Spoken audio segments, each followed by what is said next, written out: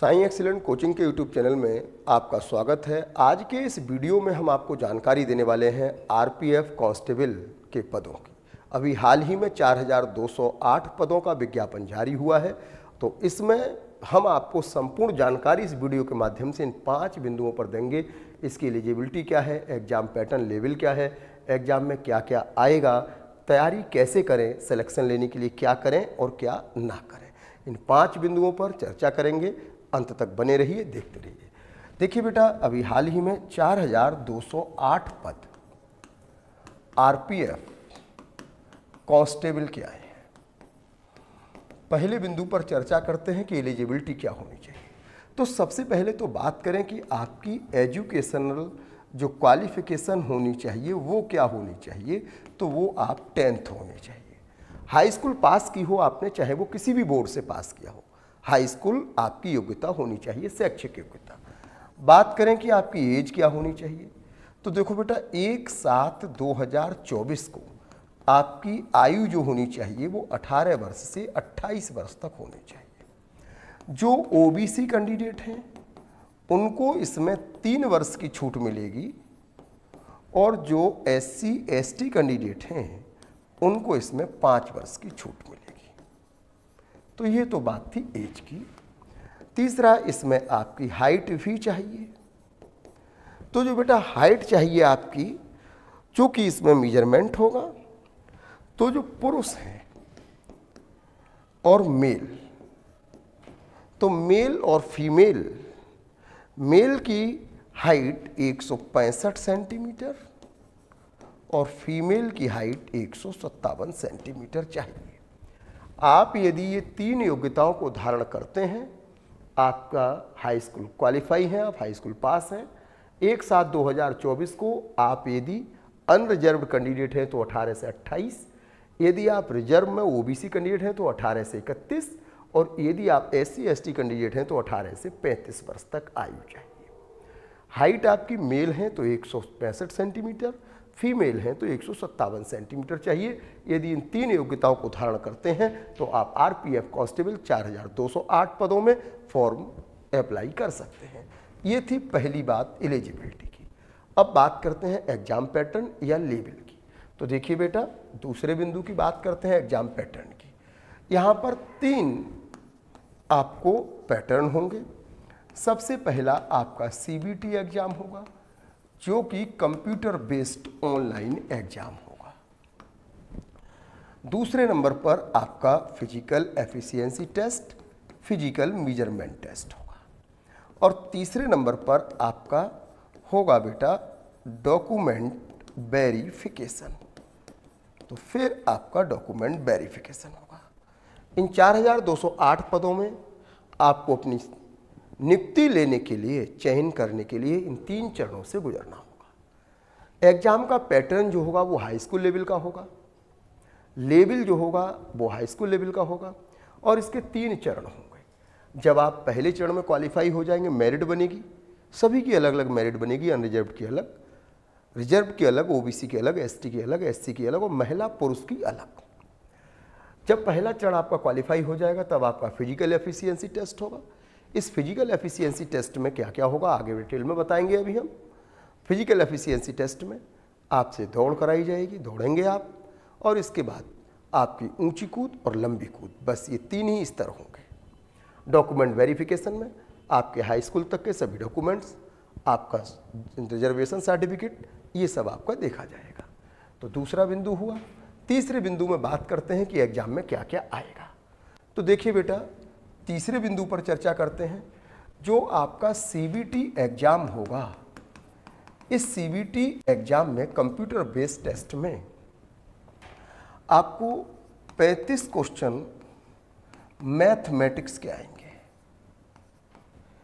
आपको 35 question reasoning के आएंगे, और आपको 50 question general study and science के आएंगे। इस तरह से टोटल 120 क्वेश्चन होंगे।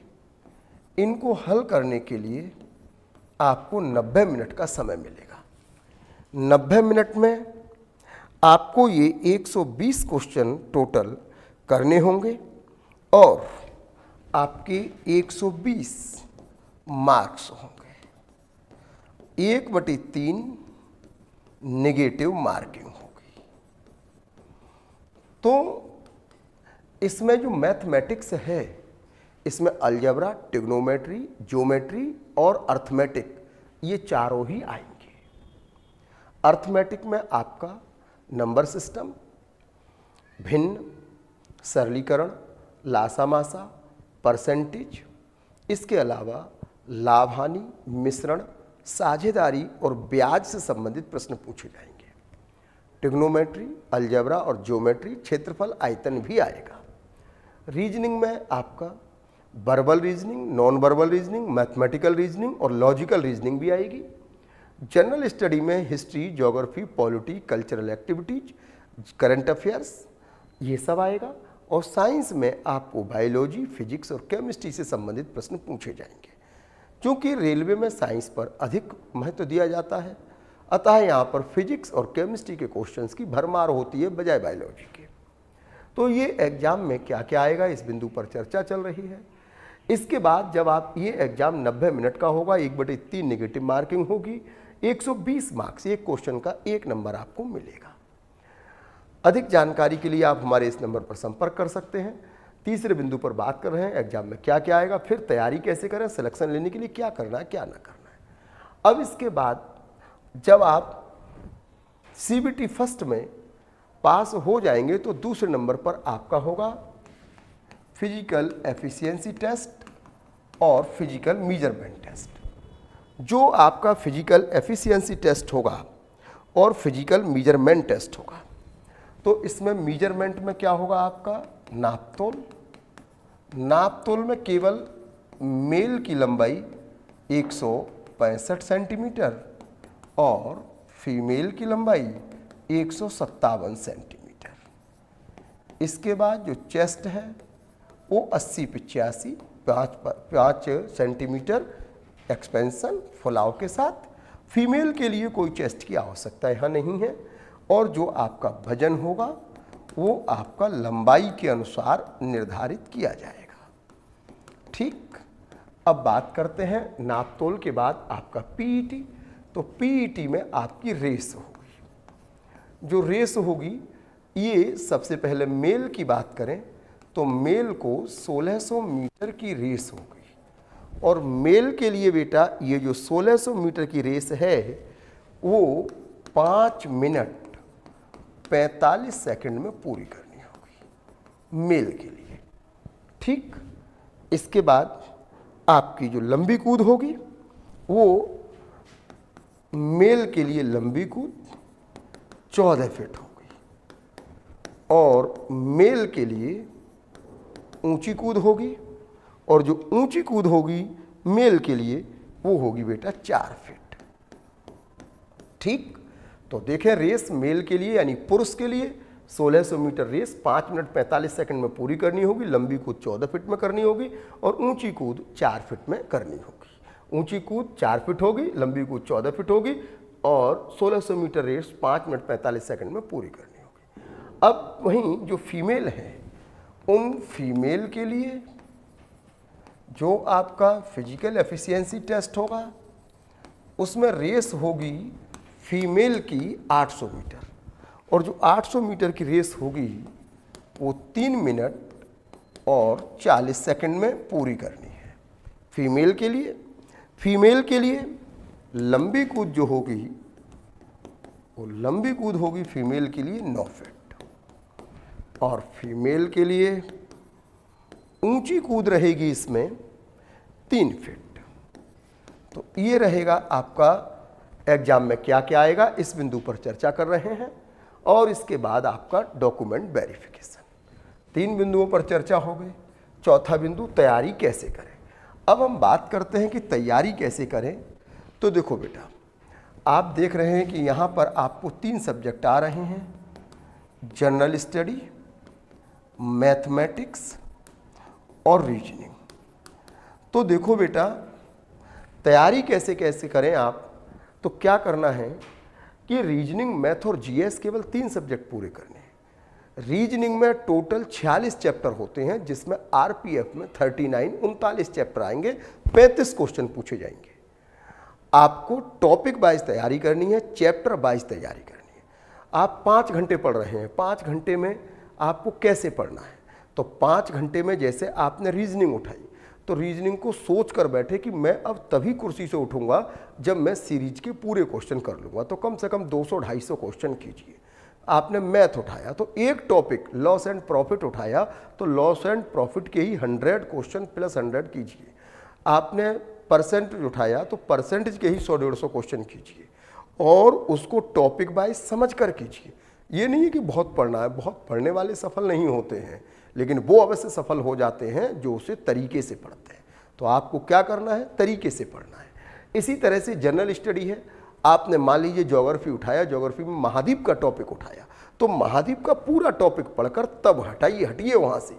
महाद्वीप का टॉपिक पूरा कर लीजिए, भले ही वो 3 घंटे के बजाय 5 घंटे में हो, तब तक उठो मत। तो तैयारी कैसे करें? 3 बातें। नंबर 1, सब्जेक्ट वाइज करें, सब्जेक्ट को चैप्टर में, टॉपिक में बांट कर करें।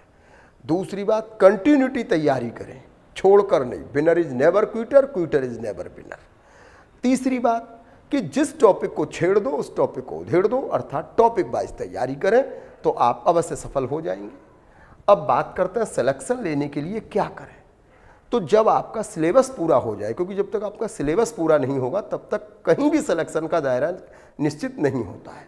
और उसके बाद आपका जैसे ही 50-60% सिलेबस पूरा हो तो एक प्रैक्टिस सेट रोजाना हल करना शुरू कर दें। कौन सा प्रैक्टिस सेट करना है, कौन सा मॉक टेस्ट करना है, इसके लिए इस नंबर पर आप संपर्क कर सकते हैं। तो एक प्रैक्टिस सेट रोजाना के हिसाब से OMR सीट, ऑनलाइन सीट, चूँकि ऑनलाइन होगा तो पहले कुछ प्रैक्टिस सेट आप कम से कम 25 प्रैक्टिस सेट ऑफलाइन लगाइए। ऑफलाइन से आपका कॉन्फिडेंस बढ़ता है, कंटिन्यूटी बढ़ती है। ऑफलाइन 25 प्रैक्टिस सेट के बाद फिर अगले 25 प्रैक्टिस सेट या 50 मॉक टेस्ट आप ऑनलाइन कीजिए। ठीक, क्योंकि आप बिना ऑफलाइन के ऑनलाइन में जाएंगे तो आपका कॉन्फिडेंस नहीं बढ़ पाएगा, स्पीड नहीं बढ़ पाएगी, ये ध्यान रखना। स्पीड बढ़ाने के लिए पहले ऑफलाइन से ही शुरुआत करनी होगी। और क्या करें तो बता दिया, प्रैक्टिस सेट हल करने हैं। अब क्या ना करें, तो जैसे आप देखते हैं बहुत कैंडिडेट एग्जाम फोबिया, चिंता, टेंशन में आ जाते हैं। हाय क्या करें, कैसे एग्जाम होगा, इतना कम समय रह गया है। नहीं, एग्जाम के नज़दीक तो आप 12-14 घंटे पढ़िए, लेकिन यदि आप अभी से केवल 6 या 7 घंटे रोजाना पढ़ते हैं, लेकिन तरीके से पढ़ते हैं, तो 100% आपका सिलेक्शन हो जाएगा। तो आपको क्या नहीं करना चाहिए? 3 बातें। नंबर 1, टेंशन में नहीं रहना चाहिए। नंबर 2, ऊबड़ खाबड़ तरीके से नहीं पढ़ना चाहिए। तीसरी बात, आपको कंटिन्यूटी बनाए रखनी है। रोजाना अगर हम रात को 9 बजे से 1 बजे तक पढ़ रहे हैं तो रोजाना 9 से 1 पढ़ना है। ये नहीं है कि आज पढ़ लिए 5 घंटे, कल को 2 ही घंटे पढ़े, आज पढ़ लिए 8 घंटे, फिर 3 दिन सोते रहे। नहीं, क्या करना है? कंटिन्यूटी से पढ़ना है। तो क्या नहीं करना है? ऊबड़ खाबड़ नहीं पढ़ना है, कंटिन्यूटी बिगाड़नी नहीं है, टेंशन लेनी नहीं है। और फिर भी कोई दिक्कत हो आप इस नंबर पर संपर्क कर सकते हैं। ओके, जय हिंद।